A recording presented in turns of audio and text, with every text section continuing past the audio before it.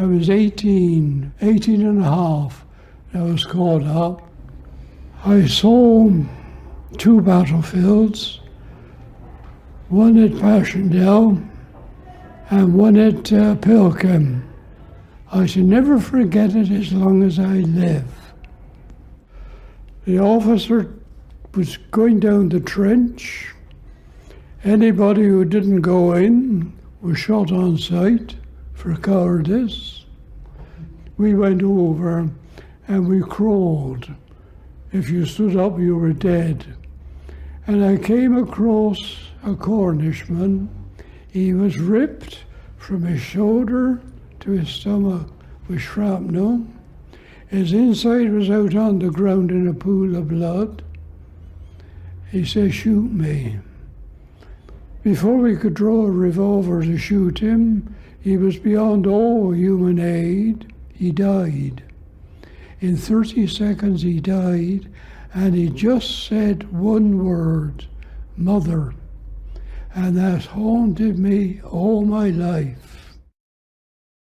Hello everyone, that was the voice of Harry Patch, the last surviving Tommy, or British soldier, of World War I. He's describing the inhuman horrors of the trenches during that massive orgy of slaughter that left anywhere between 15 and 22 million dead. Like Harry, much of the world has been collectively haunted by the greatest disaster of modern European history. On top of the dead, a further 23 million sustained lifelong injuries. The psychological damage and how it ripples through future generations is unmeasurable. The war destroyed the hard-earned wealth of the 19th century, sparked the Russian Revolution, sowed the seeds of today's conflicts in the Middle East, and far from being a war to end wars, simply set up the conditions for an even more brutal rerun 20 years later.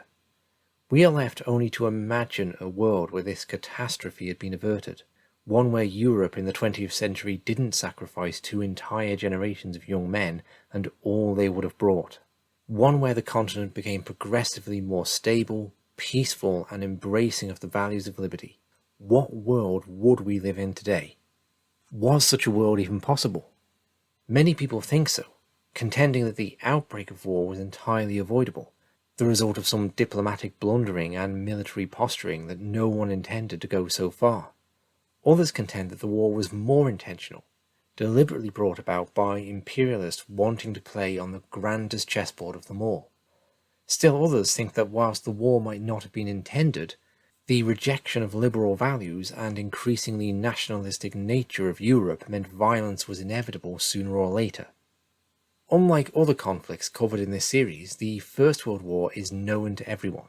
I'll often have people tell me they didn't know anything about events in Puerto Rico or Panama or South Africa, but everyone knows at least the basic outline of this war. If you don't, there are a million resources online explaining it. Given that, I'm going to briefly run over the basics, then focus this presentation on issues most pertinent to the series. How does this war fit with the emergence of a dominant global empire in the 20th century? Was it deliberately engineered to bring such a dominion about? Was it an accidental occurrence that ended up feeding into such an empire anyway? Or is there really no substantial connection? Let's first go over a basic narrative. Permission to ask a question, sir? Permission granted, Baldrick, as long as it isn't the one about where babies come from. No, the thing is, the way I see it, these days there's a war on, right? And ages ago there wasn't a war on, right? So there must have been a moment when there not being a war on went away, right? And there being a war on came along. So, what I want to know is, how did we get from the one case of affairs to the other case of affairs? Do you mean, how did the war start? Yeah.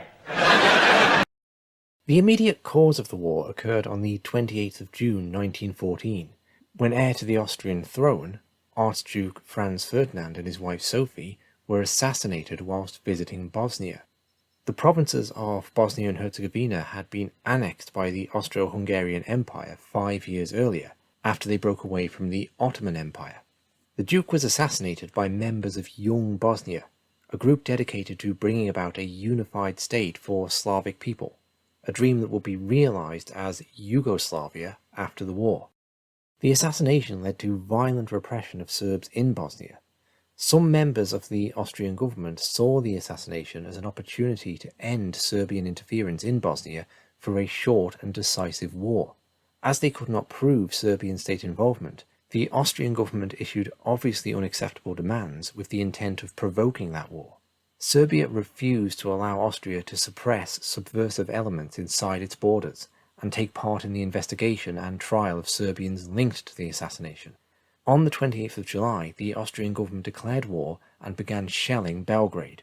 Serbia was allied with the Russian Empire, who sent an ultimatum to Austria warning them not to initiate a war, then began to mobilise their army. Austria had received a guarantee from Germany of support against Russia, the so-called blank check. The German Empire demanded Russian demobilization on the 31st of July, and receiving no response, declared war the following day. Now this is where things get a little bit strange. The German army then marched through Belgium and Luxembourg to invade France. This is what is known as the Schlieffen Plan. France was allied with Russia, and German military commanders wanted to avoid a two-front war. The plan was to take out France quickly, then move the bulk of the army to the east.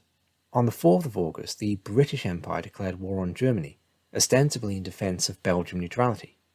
And so, the Great War came to Europe. The Ottoman Empire would attack Russia in October, whilst Italy, seeking territorial expansion, declared war on Austria in May of 1915. This has been a ridiculously brief summary, and I'll link to a more thorough presentation in the info box. Let's now look at how historians have attributed blame for these events. You see, Baldric, in order to prevent war in Europe, two superblocks developed. Us, the French and the Russians on one side, and the Germans and Austro-Hungary on the other. The idea was to have two vast opposing armies, each acting as the other's deterrent. That way, there could never be a war. But this is a sort of a war, isn't it, sir?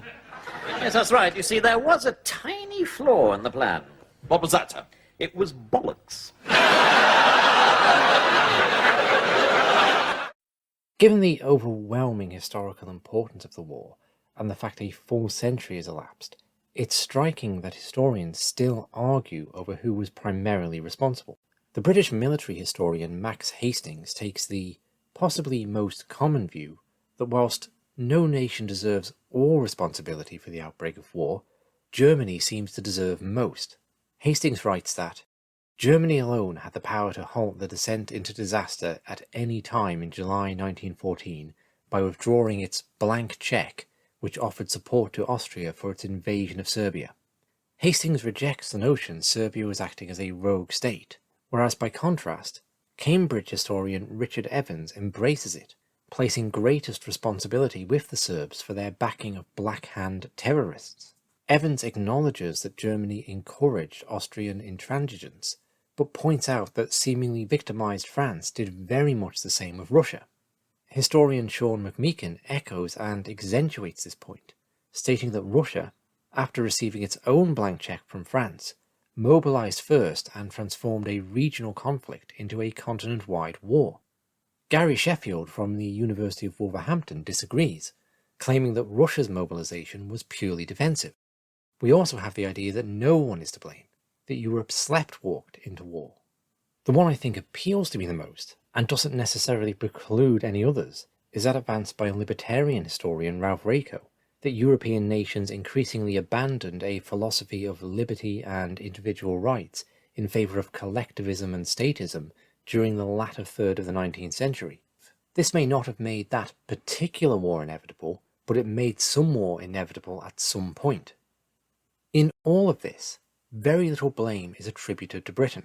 In contrast to the Boer War, where British actions are pretty hard to defend, here they look either virtuous, coming to the aid of neutral Belgium, or at worst, defensive, acting to prevent a German-dominated Europe. For a more critical take, it seems we must look outside of mainstream academia to more independent historians. Perfidious Albion is the subject of Gerry Docherty and Jim Macgregor's book, Hidden History, The Secret Origins of the First World War. At the outset of the book, they write, The history of the First World War is a deliberately concocted lie. Not the sacrifice, the heroism, the horrendous waste of life or the misery that followed. No, these were very real. But the truth of how it all began and how it was unnecessarily and deliberately prolonged beyond 1915 has been successfully covered up for a century. A carefully falsified history was created to conceal the fact that Britain, not Germany, was responsible for the war. Had the truth become widely known after 1918, the consequences for the British Empire would have been cataclysmic. Docherty and Macgregor placed the war in the context of the Anglo-American establishment, the group of British elites collected in a secretive society by Cecil Rhodes, dedicated to spreading the British Empire to the four corners of the earth. They see the Great War as a part of this plan, engineered by Britain to take out their rising imperial rival, Germany. In this series so far, I don't think I've taken any radical positions on anything. Perhaps I've explored history from a certain perspective, proposing there is a form of empire which continuously recreates itself. But as for the facts, I think I've remained firmly inside a widely accepted narrative. Docherty and Macgregor's hypothesis is so far outside of that narrative, it must be either revolutionary or madness. Either way, it's not new. Indeed, the German government was claiming as much as soon as the war broke out. German propaganda remained directed by the military, and its hectoring tone often failed abroad. But the domestic public remained convinced of the justness of their cause. The London School of Economics' Sonke Neitzel.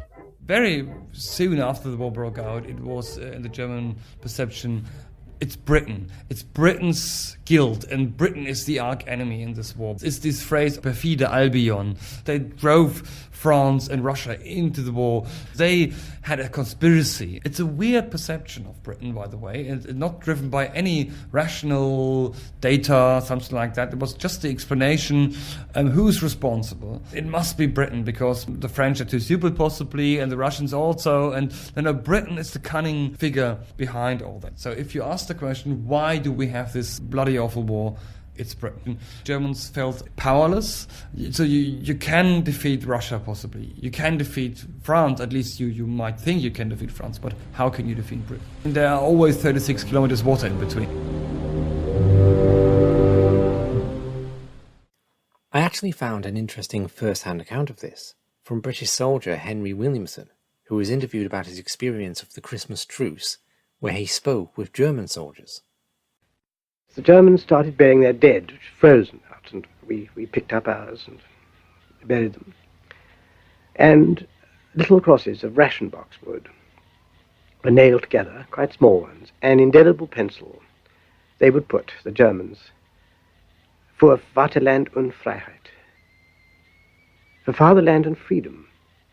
And I said to a German, "Excuse me, but how can you be fighting for freedom? You started the war, and we are fighting for freedom." And he said, "Excuse me, English comrade, but we are fighting for freedom, for our country." And I say, you also put, "Here rests in God, an unbekannter, held. Here rests in God, an unknown hero, in God." Oh yes, God is on our side, but I said he's on our side. And that was a tremendous shock. One began to think that these chaps, who were like ourselves, whom we liked, and who felt about the wars we did, and who said, "It'll be over soon because we will win the war in Russia." And we said, "No, but the Russian steamroller is going to win the war in Russia." Well, English comrade, do not let us quarrel on Christmas Day. Is it the case that Gerry Docherty and Jim Macgregor have simply become ensnared by some old German propaganda? Or does something more solid underpin their claims? Let's see. Well, first one caveat. Their book is 464 pages long, and that's just the one on how the war started, so I won't be able to do it anything like justice in a single podcast. It's a theme I would love to spin off from this series for further investigation. For now, I'll have to content myself with laying out the outline of their most compelling arguments. If you recall in episode 7, I examined how in 1902 Britain broke with its policy of splendid isolation and entered into a treaty with Japan. The major aim of this was curtailing Russian expansion into Asia, and British shipyards supplied the Japanese Navy with the ships necessary to win stunning naval victories in the War of 1905. I referenced Docherty and Macgregor's book on this in the chapter they titled Taming the Bear. Russia, due to its geography, population, and rapid pace of industrialization, was a major imperial rival. In the decades leading up to the First World War, Germany had emerged from nowhere to become an equally important rival. Through victorious wars with Denmark, Austria, and ultimately France, the multitude of small German states became unified into the German Empire in 1871. This fundamentally shifted the balance of power in Europe, with Germany emerging as the strongest continental power over the ensuing decades. This was the war in which Germany took the provinces of Alsace and Lorraine from France, an issue which caused resentment contributing to the First World War. During this time, German industry boomed to rival Britain's. I'll play a clip from the documentary film The German Empire, 1871 to 1918, to illustrate this development. Germany under steam. The railway becomes the engine of industrialization. 1835, its first journey from Nuremberg to Fürth, racing along at up to 40 kilometers per hour, breathtakingly fast for the contemporaries. Railway stations become the palaces of modern mobility, functional and representative at the same time. The horse of steel stands for the conquest of space and time. The first trains still come from England, but German engineers and machinists are already on the fast track, and it leads to Berlin. Mid-19th century, on the banks of the Spree, Germany's most modern ironworks rises. Lokomotivenfabrik August Borsig. It makes Prussia independent from the English competition.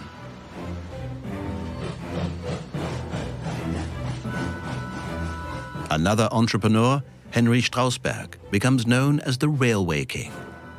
He builds new lines through half of Europe. The railway connects cities and industrial centers beyond all borders. By the late 19th century, the railway network grows many times over. This transport revolution accelerates Germany's economic unity. The railway business is booming and makes speculators like Strausberg rich. Self-assured, he shows himself with his family outside his palace. 1896, the Industrial Exposition in Berlin. The German economy makes a breakthrough. New technology is proudly displayed. The state encourages this development by establishing trade schools. A push for modernization triggered by the close connection between science and research. The steel industry too is booming. By the late 19th century, the German Empire is already the third largest economic power in the world.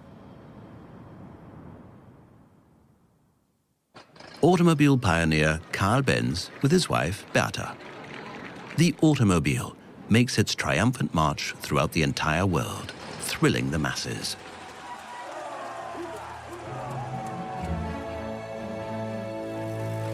But the new magic word is electricity. Two Berlin companies, Siemens and AEG, stand at the peak of the electro industry and rule the world market. Electrical current is even more fascinating than steam and steel. It is invisible and makes the incredible possible. So now news can be sent all over the globe by means of telegraphy. Germany's economic power is feared abroad, especially in England. There, German products must now be labeled Made in Germany. Intended as a disparagement, the label becomes a seal of quality and a worldwide trademark. Germany also engaged in a naval arms race with Britain. although had abandoned this prior to the outbreak of war. The British Navy was in the process of being converted from coal to oil. This led to conflict with Germany in the Middle East, as both countries sought reliable access to this new black gold. This is a theme F. William Engdahl explored in his book, A Century of War, Anglo-American Oil Politics and the New World Order. Here's a clip from James Corbett's documentary, How Big Oil Conquered the World, explaining this.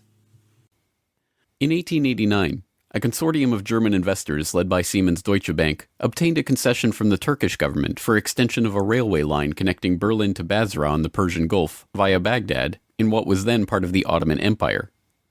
The Berlin-Baghdad Railway concession was for 99 years and came with mineral rights for 20 kilometers on either side of the line, an especially lucrative deal since the rail cut right through the heart of the still untapped Mesopotamian oil region south of Mosul along the Tigris River. For the powers behind the British Empire, concerned with the military rise of Germany, this deal was unacceptable. Well, Germany, in the end of the 19th century, was looking for outlets for its exports, its industrial exports, as the German economy was growing like China is growing in the last 30 years. And they decided that Turkey would be an ideal strategic trade partner for Germany. And Georg von Siemens, one of the directors of Deutsche Bank, came up with a strategy to extend a railway from Berlin all the way down to Baghdad, which was then part of the Ottoman Empire, Baghdad in Iraq today, near the Persian Gulf. And German military began training the Turkish military. The German industry began investing in Turkey. They saw a huge potential market to begin bringing Turkey into the 20th century economically. Well, Deutsche Bank also negotiated mineral rights. I think it was 20 kilometers on either side of the railway. And it was already known in 1914 that Mosul and these other areas contained huge petroleum deposits. Well, why is that significant? At the end of the century, 19th century, Jack Fisher, the Lord of the Admiralty and the head of the Royal Navy, advocated the conversion of the British Navy from coal-fired to oil-fired, that it would have a qualitative strategic improvement in their every aspect of warship design. And since Britain didn't know that they had any oil back then, they went to Persia and swindled the Shah at that time out of oil rights in Persia. They went to Kuwait and backed a coup d'etat of the Al-Sabah family to be a British pawn. And they literally wrote a contract with him that nothing that Kuwait does with the outside world will be done without approval of the British governor. And Kuwait was known to have oil and lying right on the Persian Gulf. Well, the British looked at this railway plan of the Germans going right down to Baghdad and said, my God, you can put soldiers on rail cars and bring them down and threaten the oil lifeline of the British Navy. This is a strategic move by the Germans. It also would make Germany independent of the British control of the seas. The British oligarchs, including the British Crown with its hidden controlling stake in Anglo-Persian oil and the Rothschilds merchant Marcus Samuel at Royal Dutch Shell, sought to counter this German threat to their commercial and strategic interests.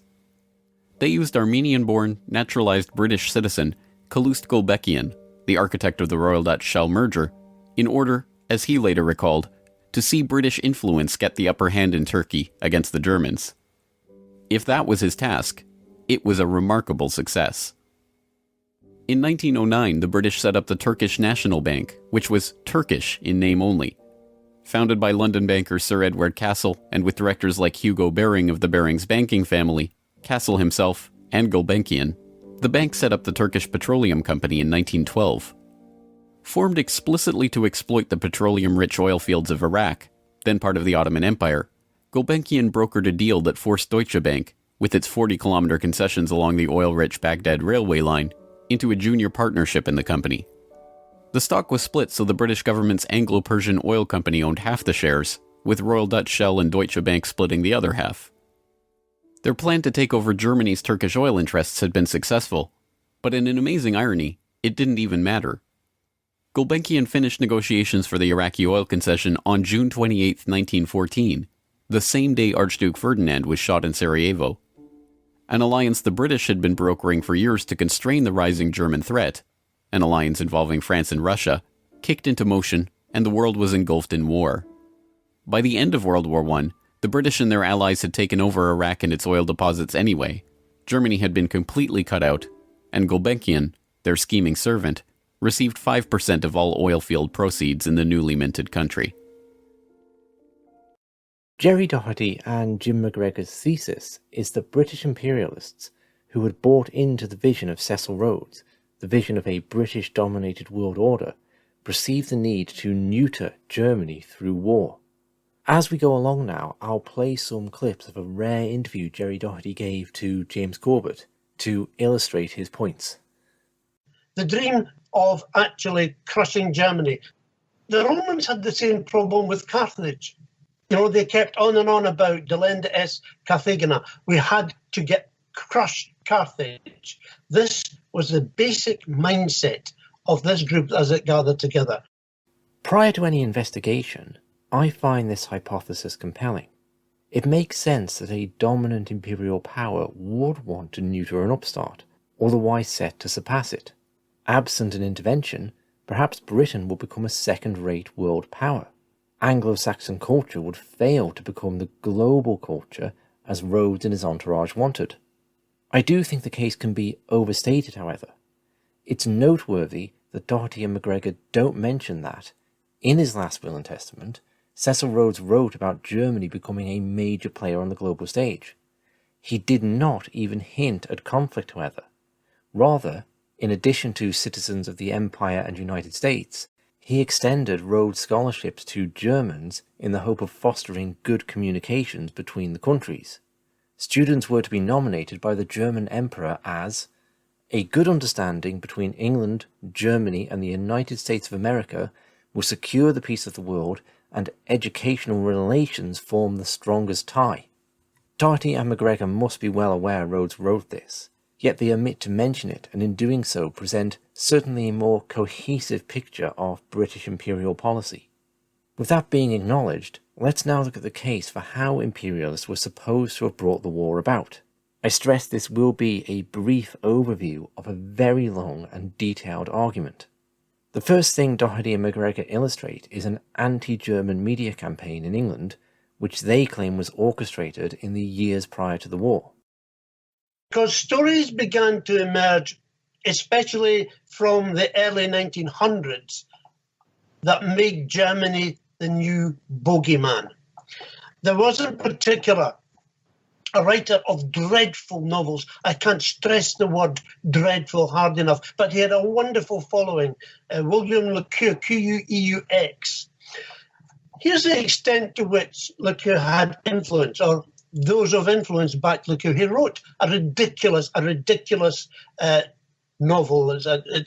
It pains me to call it a novel, story called 1910. Now, in this story, Germany invades Britain in 1910, and they're marching through the counties of England, and they're going to take over the government, and all tragedy lies ahead, and stupid numbers like 250,000 German spies are already here. What is interesting later is that Northcliffe was the editor of the Daily Mail at the time, the owner of the Daily Mail. And Northcliffe actually spoke to Le Queux and said, look, do you think we could change the way that the Germans are invading Britain and go to more major cities? Because each day they said which city the Germans would be in. I mean, it got to ridiculous levels like this. They actually changed the route map in order to sell more papers. But the invidious thing behind it was this message that we have an enemy and they're called Germany, and he's called the Kaiser. And the Kaiser was continually bad-mouthed.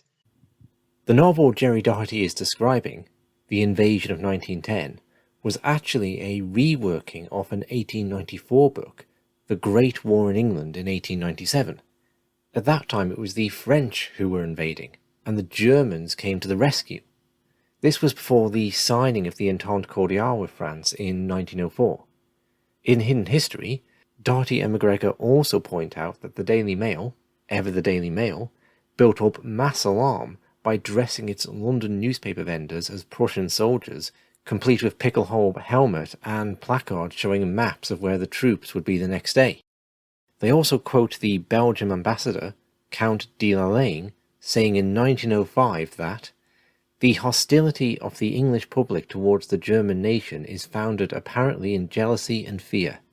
Jealousy in view of Germany's economic and commercial schemes, fear from the perception that the German fleet may perhaps one day become a competitor for naval supremacy.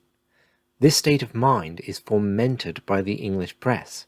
Heedless of international complications, the spirit of jingoism runs its course unchecked among the people of England, and the newspapers are, bit by bit, poisoning public perception. Whether it was centrally directed or not, there does appear to be a whipping up of anti-German sentiment at that time. I mentioned Britain's signing of the Entente Cordiale with France in 1904. This forms a central part of the Perfidious Albion thesis, especially in regard to the situation in Morocco. There was a concocted incident over Morocco and the allegation that Germany was secretly trying to take over the British-French influence in Morocco, and that literally was nonsense. But it was blown up into an incident, and people were told, prepare. You had better prepare yourself for the possibility of war, because we will not be dictated to by that Kaiser person over in Berlin. The Entente Cordiale was an agreement principally concerning colonial demarcation. The most important feature was, in return for the French promising not to obstruct British actions in Egypt, the British promised to allow the French to preserve order and provide assistance in Morocco. The treaty contained a secret annex dealing with the possibility of changed circumstances in the administration of either of the two countries. Docherty and Macgregor present this as a way for Britain to renege on its promise to leave Egypt and for France to overthrow the Sultan and take full control of Morocco. This would then have the effect of sparking war with Germany due to that country's economic interests there. If that was their plan, it nearly worked. In 1905, the French submitted unacceptable reforms to the Moroccan Sultan, who the German Kaiser then backed, allowing the Sultan to reject them. The German Chancellor went so far as to bluff war and threatened to sign a defensive alliance with the Sultan. Things became sufficiently heated for Germany to call up reserve units and France to move troops to the German border. Cooler heads ultimately prevailed, however, and the issue was temporarily resolved at a conference. US President Theodore Roosevelt was actually involved in the peace conference, ironic as that might be, and Docherty and Macgregor quote him writing to the German ambassador saying, "I felt that if a war were to break out, whatever might happen to France, England would profit immensely, while Germany would lose her colonies and perhaps her fleet. Such being the case, I did not feel that anything I might say would carry any weight with England." A second Moroccan crisis erupted in 1911, after deployment of a substantial force of French troops in the interior of the country.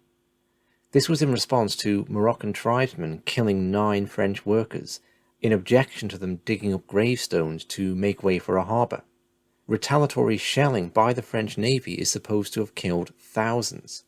The New York Times reported the incident as the French repeating the history of the Americans in Cuba and the Philippines, of the French in Indochina, and of the English in Egypt. They all started by fighting the natives and ended by keeping the country. Once again, Docherty and Macgregor present this as agents in the French government, with the British elite in the background, attempting to provoke war. They quote the Belgian diplomat, Baron Engdahl, forgive my pronunciation, as saying, "Little by little, the French have got possession of everything, taking advantage of incidents which have arisen automatically and creating other openings when they were needed. Can the expedition now be regarded as anything else other than an act of the same farce?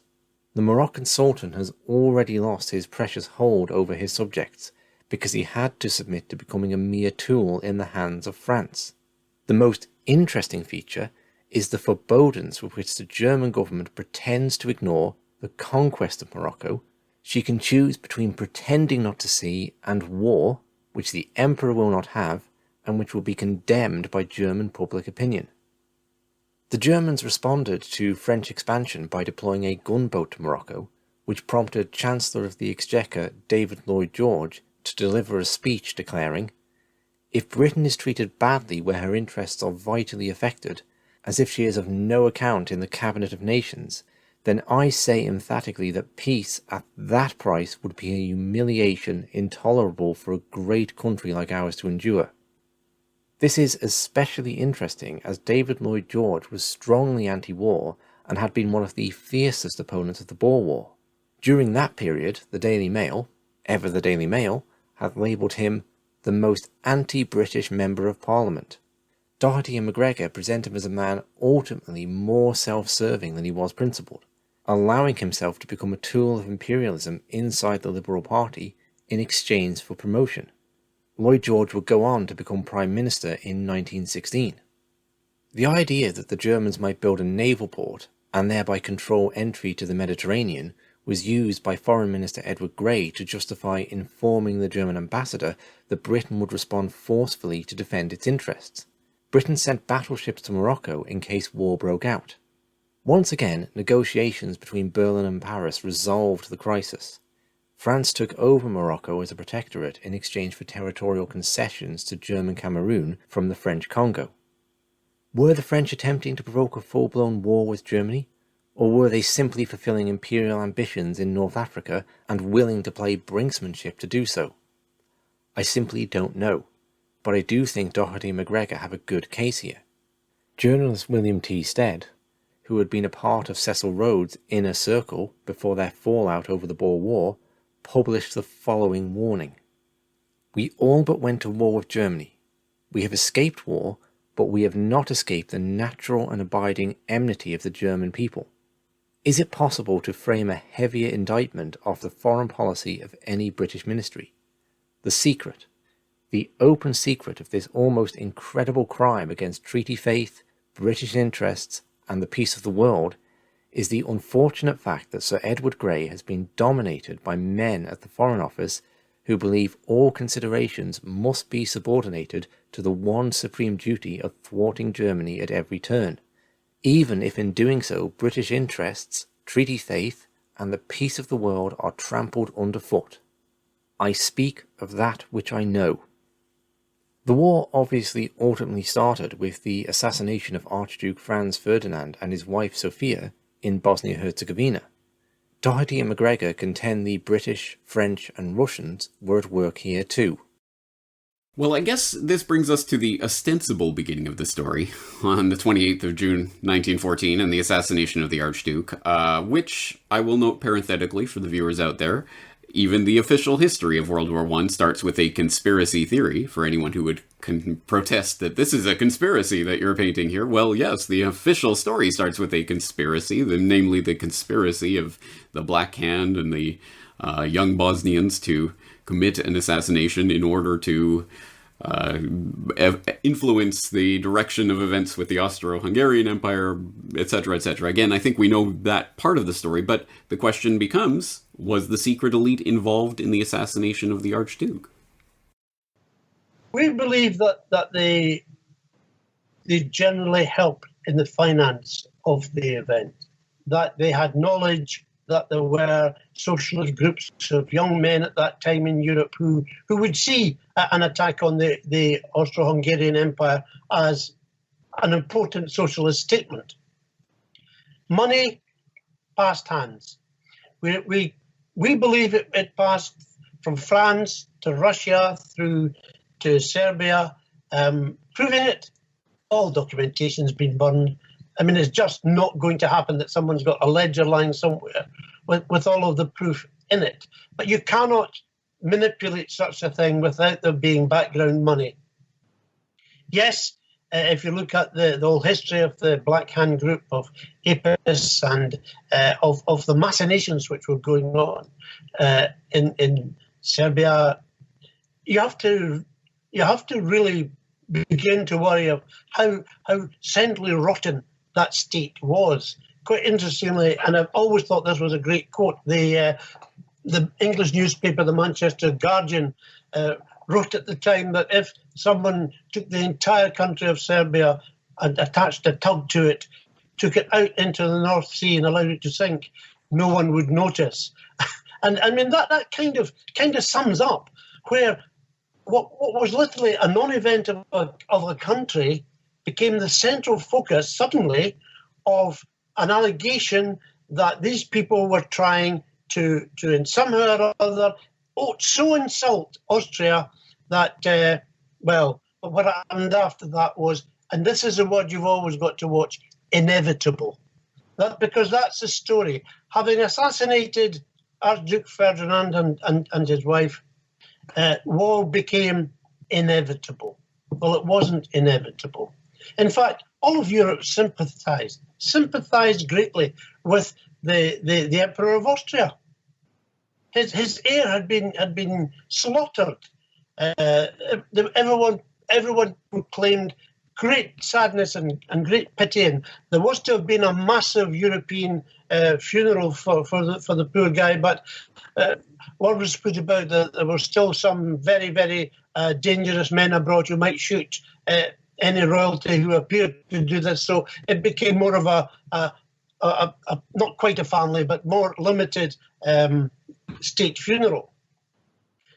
But the real machinations came when the Austrians made a demand to the Serbians. Now, there's no doubt that Serbia had nurtured these men. What Austria demanded was some kind of, well, a very detailed retribution. That, you know, they wanted all of the people who had been caught to be handed to them. They wanted the letter of the law to be applied, and they wanted to be in charge of the investigation into the whole event. Now, it was that bit that they should be allowed to investigate in Serbia, which became suddenly the issue that everyone turned against Austria on. This incredible orchestrated volte-face where they turned against the people that they had 2 weeks before been lamenting on their loss and being so concerned about. This was ridiculous. But suddenly Austria found itself in the limelight as the malcontent.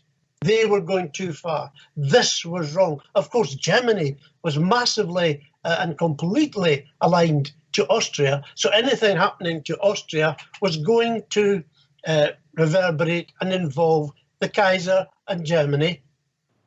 And then came coup de grace.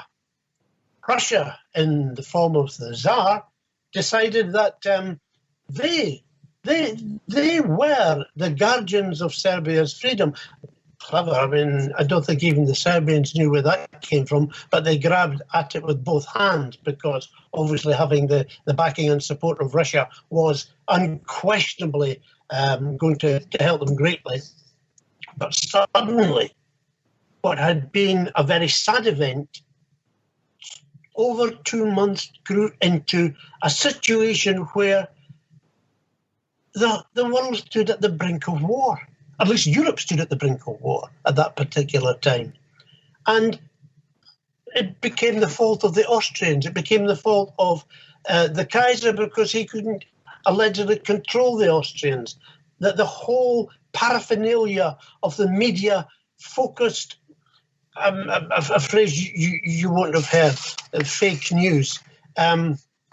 This was a most magnificent example of fake news, of genuinely taking the truth, turning it on its head, and using that as yet another reason why action had to be taken. It became the evil Kaiser and his bloodthirsty Austrians against the poor Serbs who'd done nothing, backed by the noble Russians.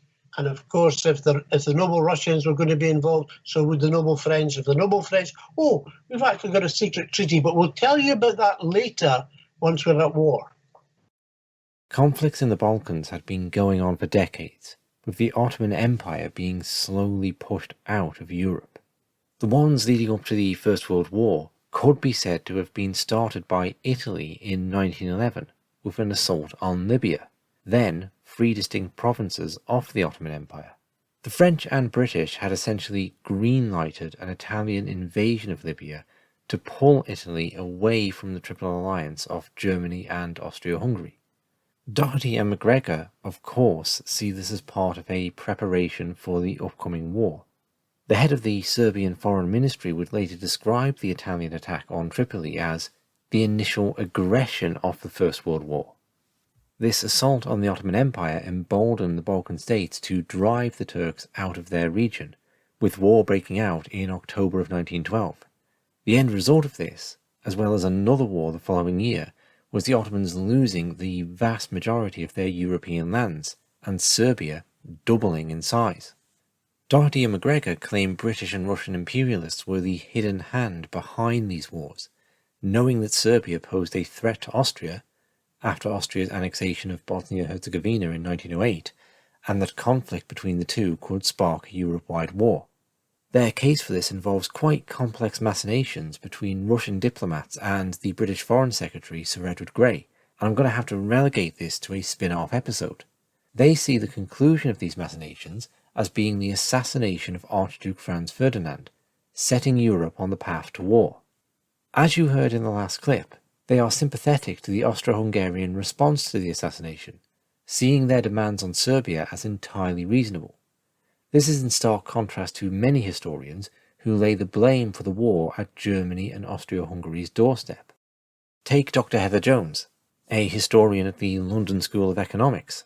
She writes that Austria-Hungary's military hawks, principal culprits for the conflict, saw the Sarajevo assassination by a Bosnian Serb as an excuse to conquer and destroy Serbia, an unstable neighbour which sought to expand beyond its borders into Austro-Hungarian territories. Serbia, exhausted by the 2 Balkan Wars of 1912-13, in which it had played a major role, did not want war in 1914. Broader European war ensued because German political and military figures egged on Austria-Hungary, Germany's ally, to attack Serbia. This alarmed Russia, Serbia's supporter, which put its armies on a war footing before all options for peace had been fully exhausted. This frightened Germany into preemptively declaring war on Russia and on Russia's ally, France, and launching a brutal invasion, partly via Belgium, thereby bringing in Britain, a defender of Belgian neutrality and supporter of France. It does seem clear that hawks in Austria issued their demands expecting Serbia would not meet them, but were they especially egregious? Of the 10 points, 2 were particularly controversial. Point 5 demanded that the Belgrade government accept the collaboration in Serbia of organs of the imperial and royal government of Austria-Hungary in suppression of the subversive movement directed at the territorial integrity of the monarchy. And point 6 stated that organs delegated by Austria-Hungary would take part in the investigation relating to accessories in the crime. These were the demands that Sir Edward Grey described as the most formidable document he had ever seen addressed by one state to another that was independent. In his book The Sleepwalkers, Christopher Clark makes the comparison between Austria's ultimatum to Serbia and the one issued 85 years later by NATO, which demanded complete surrender of the country's sovereignty and which Henry Kissinger described as a provocation, an excuse to start bombing. It's hard to think that Docherty and Macgregor are wrong when they claim Edward Grey was effervescing over them. Clark goes on to write of the Serbian response that the claim often made that Serbia's reply represented an almost complete capitulation to the Austrian demands is profoundly misleading. This was a document fashioned for Serbia's friends, not for its enemy. It offered the Austrians amazingly little. Clark goes on to say that the response sufficed to persuade Serbia's friends that in the face of such full capitulation, Vienna had no possible grounds for taking action. Serbia had essentially received its own blank cheque from Russia, allowing it to dismiss Austrian demands whilst appearing to capitulate. Near the start of the episode, I mentioned the historian Sean McMeekin and his somewhat revisionist take that Russia was principally responsible for the initiation of war. Without going too far into the deep diplomatic machinations, I think even a fairly surface analysis reveals this to be true. In his book, July 1914, McMeekin writes that Tsar Nicholas II signed into law the period propriety to war at midday on Saturday the 25th of July, before learning of Serbia's reply to the ultimatum and before either Serbia or Austria had mobilized. Because, unlike Germany's version, it was enacted and carried out in secret, historians have been able to deny warlike intent on Russia's part, the idea being that preliminary mobilization measures did not mean war. Some have even gone further, saying that even Russia's general mobilization, ordered at 4 p.m. on the 30th of July, did not mean war. In both cases, the claim is dubious, although it has slightly more surface plausibility with the period preparatory to war. The measures inaugurated on Sunday the 26th of July, viewed in their own terms, clearly fell well short of war. Just as clearly, they constituted preparations for war. This was indeed the entire reason why the secret period preparatory to war had been developed in 1912 and 13, to allow Russia a head start in mobilizing against the Austro-Germans. The statute clearly states that the period preparatory to war means the period of diplomatic complications preceding the opening hostilities, or as laid down in the Tsar's directive, it will be advantageous to complete concentration without beginning hostilities in order not to deprive the enemy irrecoverably of the hope that war can still be avoided. Our measures for this must be masked by clever diplomatic negotiations in order to lull to sleep as much as possible the enemy's fears. In this sense, and in this sense alone, Russian preparation for war was not war.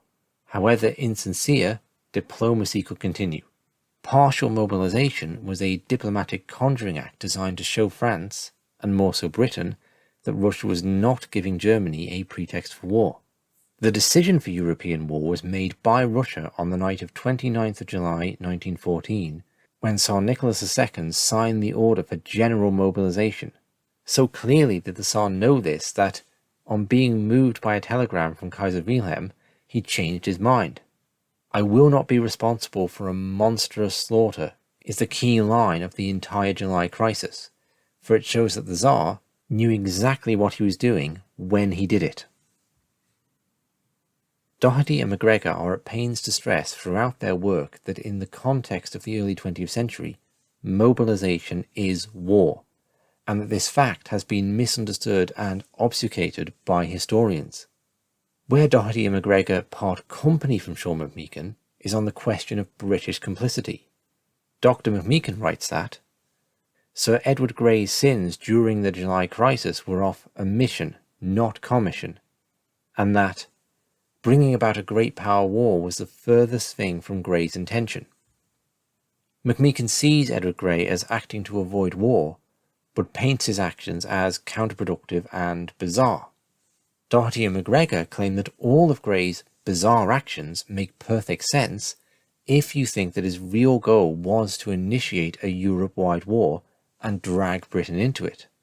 Grey dangled an offer of neutrality before the Germans if they did not attack France, indicating he could guarantee French neutrality too. This offer caused the Kaiser to attempt to suspend the mobilization against France. However, it had no substance to it and fell apart. Grey informed Germany that Britain was not bound by any obligations to enter the war, whilst going before Parliament and insisting on obligations to defend the French coastline and protect the neutrality of Belgium. He proposed that European leaders attend mediation in London, with the condition that Austria must accept Serbia's reply to their demands. Docherty and Macgregor proposed that all of this was simply aimed at buying time for Russian mobilization and encouraging Germany into war by hinting at British neutrality, whilst making the Germans out to be the aggressors. Britain and France had entered into a naval agreement in 1912, where the French took over security of the Mediterranean, whilst the British fleet secured France's northern coast. At the time of signing, this had been presented as not being a commitment to cooperate in war. Of course it was, as Gerry now revealed. As Britain would not half go to war, a naval defence pact amounted to an agreement to deploy ground forces too. Gerry threatened that if France was forced to withdraw her fleet from the Mediterranean, the small British force there could be attacked by Italy. I presume he was inferring a threat to Egypt and the Suez Canal. The naval agreement of France meant British involvement in the war could be presented not just as a point of honour, but as a geopolitical necessity.